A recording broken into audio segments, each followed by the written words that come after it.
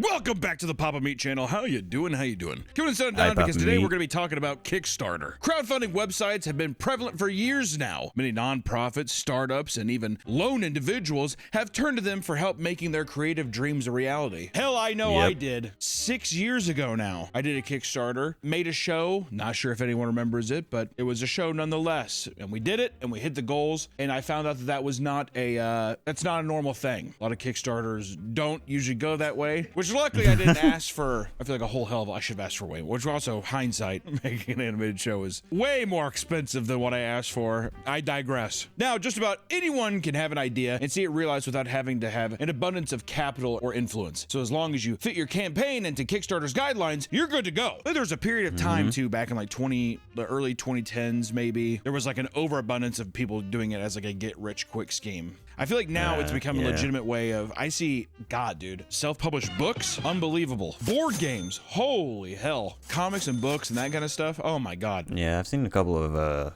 Kickstarters for shows, games, and like comics, like certain comics to be released. I never donated to any of them because I didn't want to. But I know like a couple of, like, for example, Alpha Betas, they did a Kickstarter. It was the Vanos Cruz own TV show, but they did a GoFundMe because, you know, making shows are fucking expensive. But I saw that they did it, and lots of other creators did it too. But yeah, I can see like the reason to worry about doing these things, because some people would just make a whole fucking Kickstarter just to get rich and not fulfill what they promised, what they were gonna do with the money. They just do it. They just get the money and then they just dip off somewhere else. The Kickstarter is like the best. Whether it's a piece of luggage, a new piece of technology, or a video game, many people have built entire franchises that have started out on a Kickstarter page. Indie games like Shovel Knight raised over $300,000 in 2019, creating a hit game that has now evolved into an entire series. Which, if you think about it, $300,000, you know, I think for a lot of people, I mean, it is a lot of money, but goddamn, I mean, so many games, it's like 20 million, you know? I mean, I got 300K and be able to make that is pretty Looking at you, Call of Duty. impressive. Even just this year, games like Gundos are soaring over their Kickstarter goals, showing just how much people are willing to open their wallets to a project that they believe in. Not all projects go smoothly, however. You may have heard of infamous campaigns like the Coolest Cooler, which raised a staggering $13 million, only to fully shut down years later after a litany of poor management decisions, and that's kind of what you get into. Also, too, that's kind of a double-edged sword sometimes. You reach a goal, and if it goes way over, you're like, I have no idea how to scale this, and then you become an entrepreneur versus a guy who's like, it was a pretty cool cooler.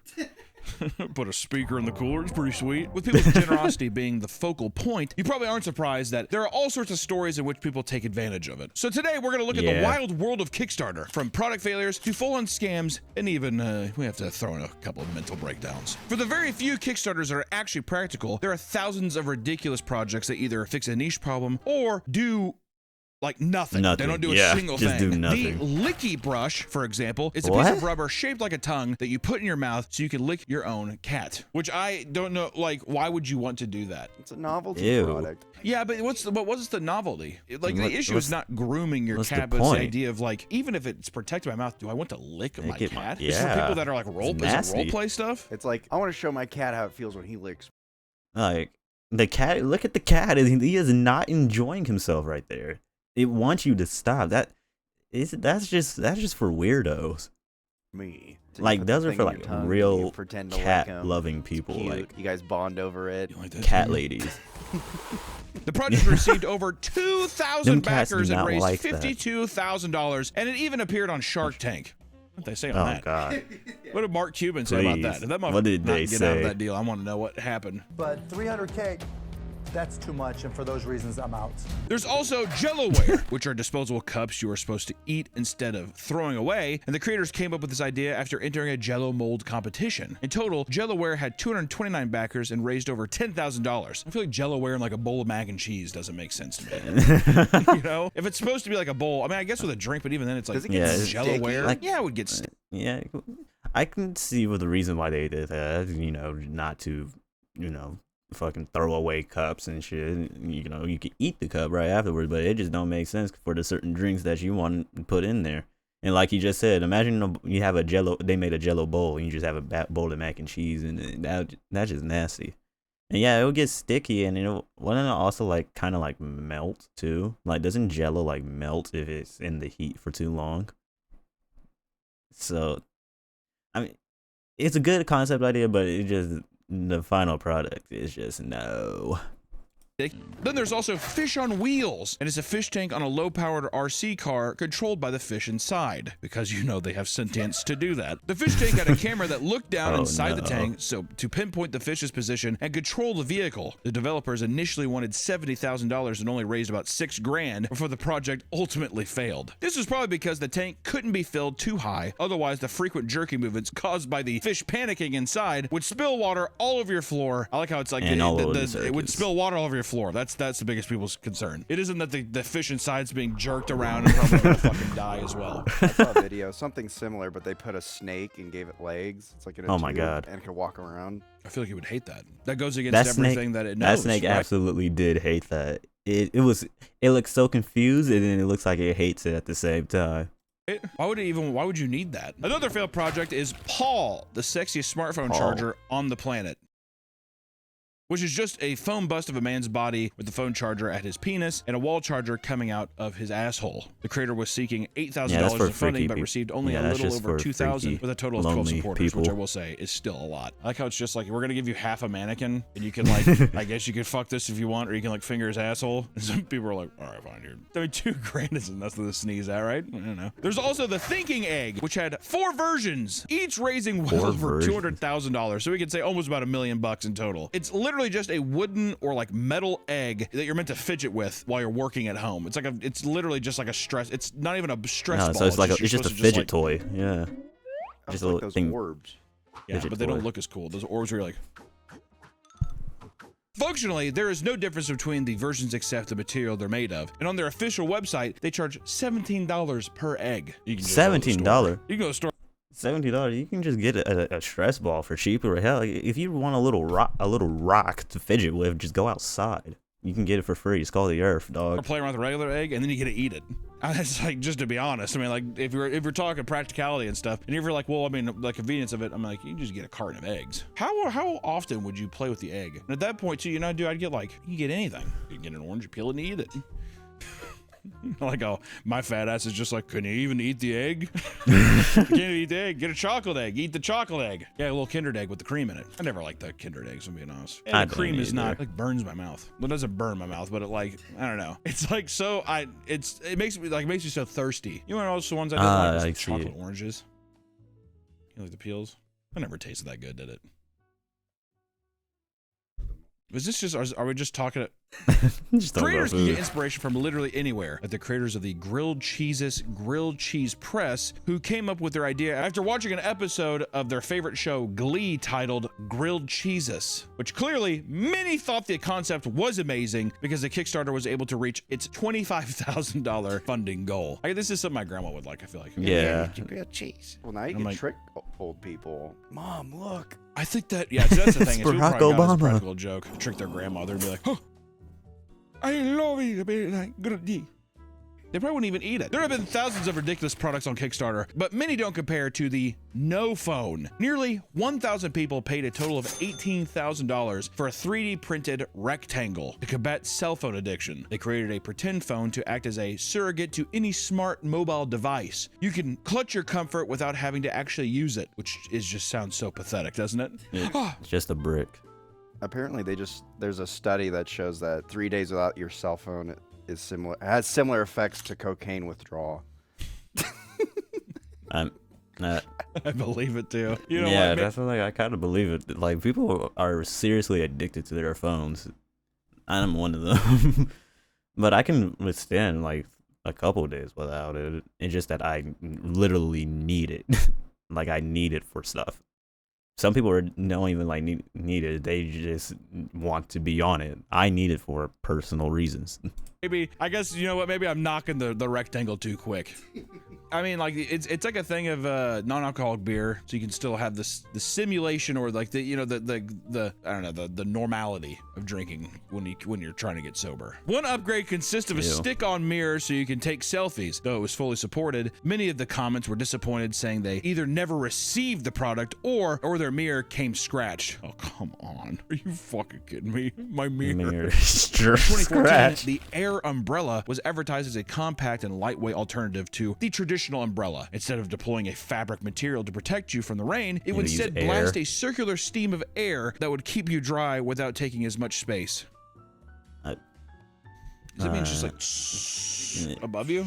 Yeah, so like the rain comes with like... At that point too, I mean, like, the fucking rain will go around it because of the air. You look like fucking Gojo with fucking Limitless. Oh, I'm sorry, his Infinity. Invasive? Also, how loud is that? Yeah, honestly. I mean, to make it an actual dome, it would have to be very loud. It would be insanely loud, right? The design wasn't Has to be without very loud and flaws, very however. powerful. No, not only would the battery life only be between 15 to 30 minutes, but one could assume that the water being pushed away from you would just be fired onto everything in the person's vicinity, aka the people all around you, or I mean, are going to be calling you an asshole. You. And as it turns out, these initial problems were far too difficult to rectify, and fears of it doing harm to customers led to them being unable to release the product. They would issue an apology and attempt to refund their supporters, but delays in doing so would cause a tidal wave of furious backers, labeling them as scammers. I mean, we'll try to get there. I'm not doing it. I mean, they are assuming like, at least they try to return your money. Like, they're trying to return your money. People can just sit there and say, hey, we're not going to release the product, and we're not giving you a refund. All sales are final. At least they're trying to give you a refund back. Just forget. It's been 10 years. I mean, come on. Yeah. 100 grand. I mean, there's got to be some crazy backers in there. With all of these, there's like, you know, like $10,000 reward tiers. I have a feeling it was like in a metal tube. Like the things that lodge into your neck. Some Kickstarters can feel downright pointless. For example, a Kickstarter campaign titled "We Demand Peace in the World Now" details the development of a smartphone app that will bring everyone together. Basically, people would download the free app to show that they demand peace in the world. And according to them, the app would feature their song "We Demand Peace in the World Now" and a video of Peace Flash Mob, which honestly I think could do nothing but spread more hate, more vitriol. If I saw that video, I'd be like, I feel like I would hate everything. If this is what peace in the world, I don't want that. If that's what peace in the world is, no thank you. Their goal is to have people around the world memorize this dance as well as the lyrics to the song, so they can start organizing their own flash mobs to spread the idea of peace. Their ultimate goal was to convince people to all do this song and dance one Saturday a month for at least a year in cities all across the world. This way, they could tell their government that they will not tolerate any of the wars, and the fighting and killing must stop now! Despite their best efforts, only 18 people backed the project. Out of the $30,000 they wanted for this app, only about $2,300 was raised. Which also begs the question as well, Nick. Instead of it being an app, couldn't this just be a YouTube video that you hope? Honestly, I was gonna say it could just be a video or a campaign or like a charity. Add money on the app, and then also, yeah, is it really a movement if people don't have it downloaded on their phone? That kind of stuff. I mean, think about how bad flash mobs already were. I mean, who wanted that? Whoever saw a video and they're like, okay. People don't realize this, but we're about ready to transform this busy square into a dance party. Well, it's because of High School Musical, I bet. Like, what? They saw High School Musical was so popular, so it's just like, let's just bust out in song and dance in the middle of... When you're in high school, did you guys film a flash mob for your senior? No. We didn't do a flash mob. We did not do anything like that. I took a film class in high school, and we did not do anything like that. All we did was record short films, and that was it. Like, make short films, write scripts, and record it. I was the camera guy, so yeah. But it was one of those fucking videos that was like, it's like a person starting in a room, and it's like a camera following them, and they're like, you're singing a song to it, and they go to every room, and people are like singing the song and like dancing and stuff. It's so fucking cringe. But everyone did it. I don't know what the fuck was. I guess that's kind of a flash mob. Oh yeah, I thought that's what flash mob was, but flash mob is like you're having a cup of coffee in like at a town square, and all of a sudden all the business people walk around, stop, and they just start dancing. Yeah, just out of nowhere. That's a flash mob. It's a mob of people doing that. To me, a flash mob is like you kind of spring it on random people that don't know what the fuck's going on. All I know is in high school they did that Bon Jovi song, the "It's My Life and It's Now or Never." Not that. Maybe the dog days are over. by Florence and the Machine. How's that one go? The dog days. Something like that. Of course. That's the dog days, dog.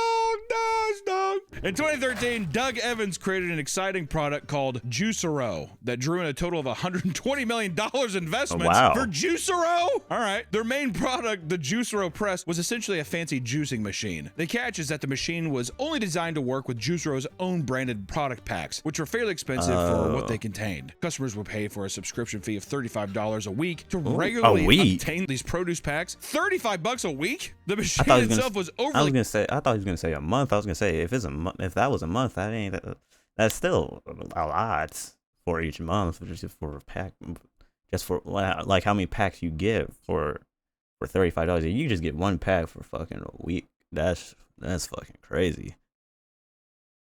But for like, if you get like multiple packs for like, you get like 7 to 8 packs of fucking month for $35 a month out. But if that's a week, my God, no. I'm good. I see why this failed.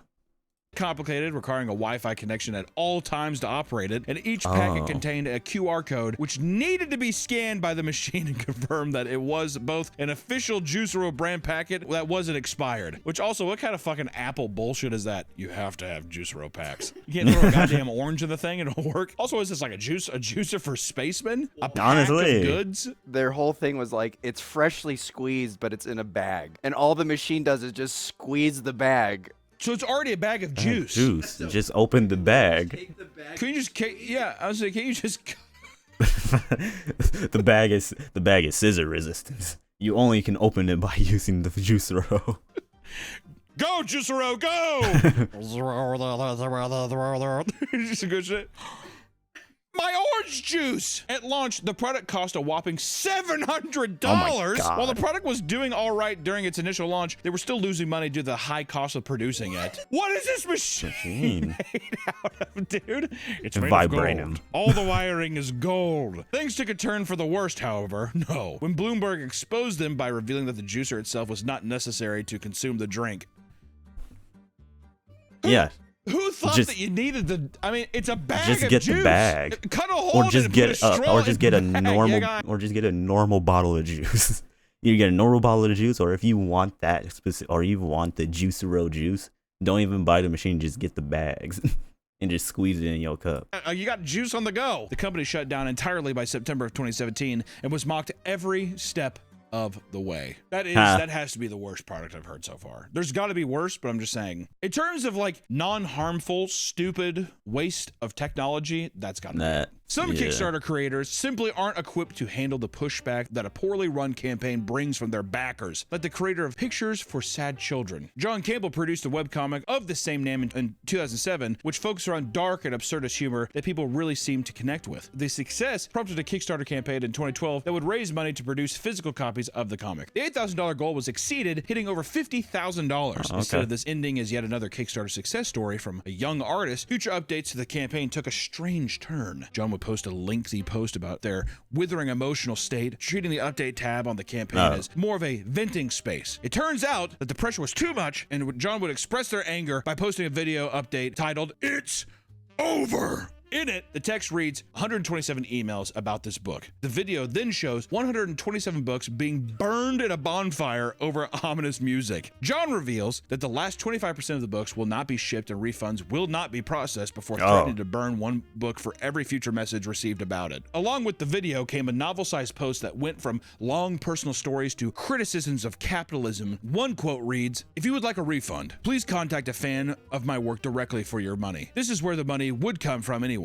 I am cutting out the middleman." For the most part, John erased all social media as well as the original webcomic archives. People still speculate about what had happened in the first place, with many assuming it was related to intense drug use or simply untreated mental health problems. Which, here's the thing. If this was like, which I don't know if this is the case, if this was a Tumblr artist, does it not make sense that your update page would read the same? Granted, I think if you have something where somebody's paid for it, you gotta fulfill the obligation. Yeah, even if you are super late, I think that as long I think like you actually have to, because you can get sued for like not for just taking their money, and like there's gonna be some involvement in court where since you took their money, you took their money and then you just didn't give their item that they purchased to them, they can take you to court or something like that. I don't know. All I know is you won't get in trouble. So if he never got in trouble, that motherfucker is lucky. As long as you're like, I'm getting to it, this was way more than I expected, I'm having a hard time with it. I think if you're transparent and honest, people will be mad, but I think it's like, I'm trying my best to do it, and you're trying to be honest with it. Yeah. Going on a hate campaign. If you're just saying that you're just gonna be late with the order, then that's fine. Like, just like, hey, I'm gonna be late with your order, you know, just delay it, but you will get it soon. That would be like, it will suck for that person at that moment, but they would probably understand and just be like, hey, all right, just, you know, as long as I get my order, that's fine. But instead of just going, hey, to those last 25% of people who didn't get their orders, I'm not giving it to you. You're not getting a refund. Haha, fuck you. I'm gone. And just disappear off the internet. Pain and burning books because you're like, I don't know, upset with other people. No bueno. There's a lot of times I've seen, like, I have a bunch of comic book buddies, like my buddy Jim Mahfood. He just did an amazing, like, Batman parody that was just all like, it's like a savage Batman book. Put it up here. It was really good. He had a successful campaign and stuff. But he asked other Kickstarter people, being like, what's the best way to go about this? You know, other comic book people. I mean, like, I would just reach out to other people that have done that campaign. Also, you're human, dude. Mistakes happen. Once again, shout out Jim Mahfood and also Jake. Put up both of them. Two awesome comic book artists, and also my buddy Baltimore. I have too many comic book friends.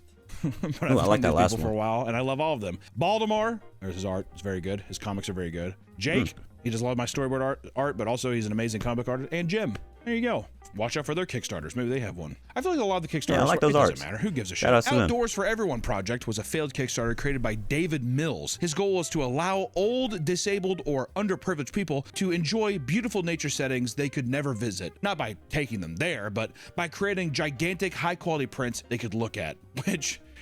So just giving them a poster, dog. Sounds pretty silly, but I can see that being like a noble cause. Yeah, it's a nice cause for them, but it's just giving them a poster and said, hey, you know that place you wanted to go? Here's a poster so you could look at it and want to go there even more, even though you can't. There. Don't even look at that. It's pretty, right? You'll never be there, but this is kind of like it. Yeah.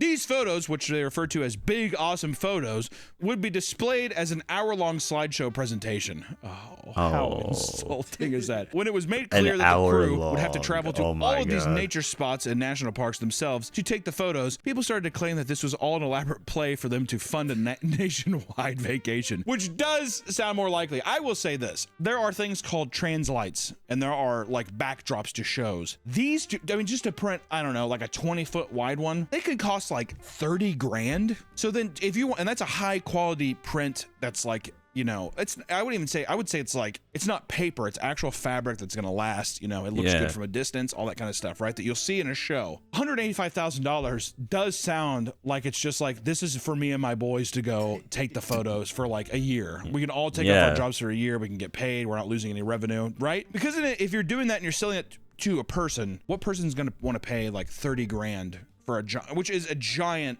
photo? If you're trying to emulate it being like, oh, I'm looking out into a thing, not just a frame picture. That'd be more of like a virtual reality thing. Yeah. It's just like, get a VR headset. Which even then, it's like, just put on a fucking Apple headset or whatever and just be like, holy shit. The project would only receive $1,453. Yeah. And Kickstarter soon suspended the projects, so backers would not be charged. People saw through that so clearly. I do like the angle, though, of people, you know, 100% him and his boys were like, well, people are going to know that we're just like going around. It's like a vacation. Not if we tell them it's for disabled people. Not if we tell them it's for old and sick people. Among the many project genres Kickstarter offers, games are probably among the most, if not the most popular on the entire platform. In 2017, a new MMO project called Ash of Creation was launched, and over the last decade, it has raised over $3 million while in development. However, at the beginning of the year, the creative director and co-founder, Steven Sheriff, stepped down from his position due to the ethical conflicts with the board of directors. This led most of the staff to leave, and the entire project was scrapped, including the Steam page, which had already been selling an early access version. Since thousands of people had already purchased early access to the game, Steam had begun issuing refunds to anyone who bought it. And for those who were still in the company, the board laid off the remaining staff and closed the studio. Many former employees later said they never received received the final paycheck and sued for unpaid wages. This was like a big one because Yeah. my buddies actually paid full price for it, and then it was only up for a month. No shit, Ashes of Creation? I think they're doing one last like pump and dump. Basically, they're like, let's release this in early access, get as many people to buy, And then just bail. and then bail. And then Steam actually locked their funds, so they could not pull them out. Yeah, it's bullshit. No. There's so many different kinds of these games where I feel like it's released for a day. Well, are you talking about the one? Yeah, like it's released for like a couple of days and if it doesn't do as well as the creators expected, like it doesn't pull in the numbers that they wanted, they just shut it down completely and then they don't refund. That was like released for a day and they just shut it down entirely. I forgot what its name is. I'm not good with video game names, but I feel like there's a ton of them that do this kind of shit. Also, I want to High guard. say $3 million over the course of 10 years is not a lot. They had to have probably some other kind of back end that they didn't tell people about. They had private investors come in. So that's probably why they also dumped it, because those private investors probably came in and they were like, we're going to fucking kill you unless you give us money. Mythic, The Story of Gods, was announced in early April of 2012 as a mythology-based RPG. The company behind the game boasted that it had ex-Blizzard employees and even Disney and Pixar employees working on animations. It didn't take long for the game to gain traction and raise close to $5,000 toward its $80,000 goal. However, some people felt something was off. Yeah. A video game, first off, $5,000 is that gaining traction? I guess. But then also $80,000 to make an MMORPG? Definitely Word? scam. That is, or No. it's like a little kid, like he made the Kickstarter. After doing a little digging, people found that the entire campaign was a mix of other games, projects, and businesses. For starters, the art of the game was stolen from other games, and the pictures of the company's office were real photos taken from random design companies. Furthermore, all of the reward tiers on the Kickstarter page were just copied from other projects. It didn't take long for news outlets to pick up the story and spread the word about the scam. Not even a month after it was announced, the Kickstarter was canceled and the scammers disappeared. Thankfully, no backers ever lost any money since the project didn't reach its goal. That's absolutely good. Molly Frederick had begun to create a high sci-fi board game called Catalica. Catalica, I like that. Catalica, which focused on, quote, the experience of living as a member of the stellar consciousness of the galaxy. Like some Evangelion ending, like end of series shit. According to her, it's a cross between Risk and Magic the Gathering. Now you're speaking my Interesting. language. A decent-sized audience of interested people easily hit the goal of $7,500, which allowed Molly to regularly post updates and stay ahead of schedule. When the product was ready to be shipped out, delays started to frustrate people who would go on to critique her in the comments of the campaign. Things all changed one day when Molly started posting weird updates to explain why things were being delayed. Apparently, it no longer had to do with just printing issues, because she was now being harassed by celestial mass claiming... What? She was now being harassed by a celestial mass claiming to be the sun. Is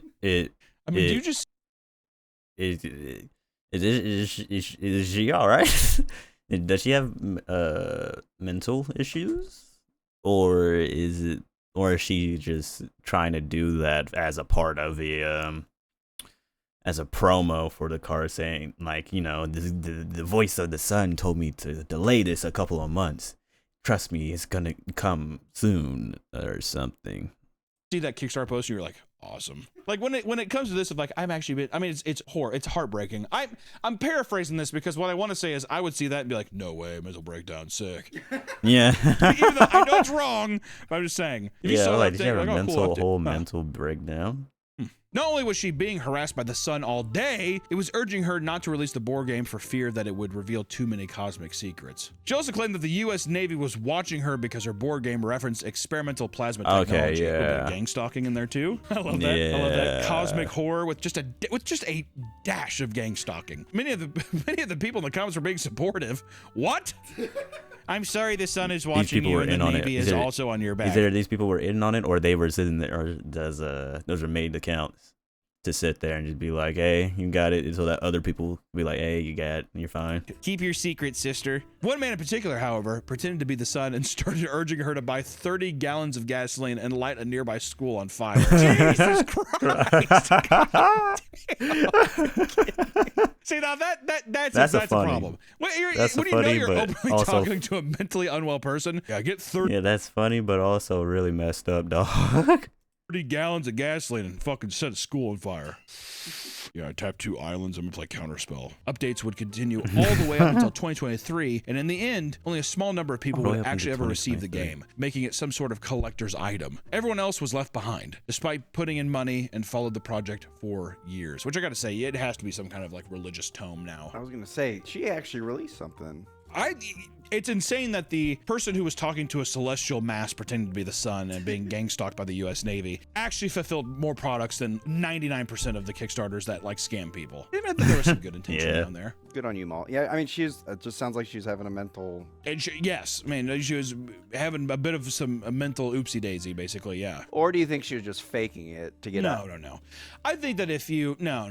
I think that she was probably going through some shit. With the intention still of being like, I want to release this thing, but like physically and mentally I cannot. Most Kickstarter projects rely on advertising and backer interest to succeed, but some people skip making a product entirely and just use the platform to beg for money. Many attribute the rise of beggars on Kickstarter to a 2014 project in which a man simply asked for $10 to make a potato salad. The Kickstarter would go viral and receive over $55,000 in donations. No way. It spawned countless other projects similar to it that were just asking for money. Seeing the success from all the potato salad clones, lots of young children and teens started getting on Kickstarter and asking for anywhere from $800 to $2,000 for a gaming setup. And most of the time, the reason they needed such expensive rigs is they wanted to start a gaming YouTube channel or to start streaming, which if I saw that, I'd do. Nope.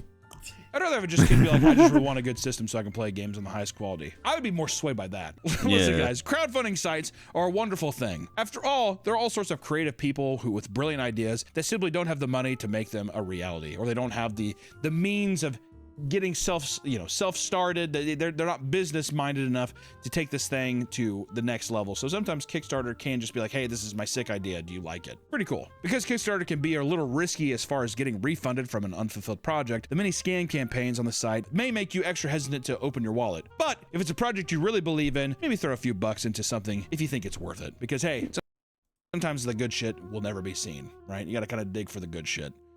Thank you guys so much for watching today's video. We will see you in the next one.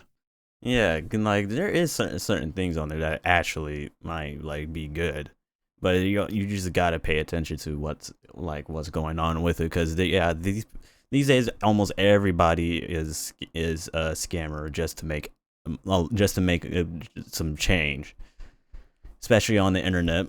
But there's some good people who generally have a dream and they are trying to fulfill that dream, and like they want to make a game, they want to make a good game, so they started a Kickstarter so they can be able to make their dream come true, or have a project that they're really passionate about and they want to fulfill that, and they actually might they might sit there and get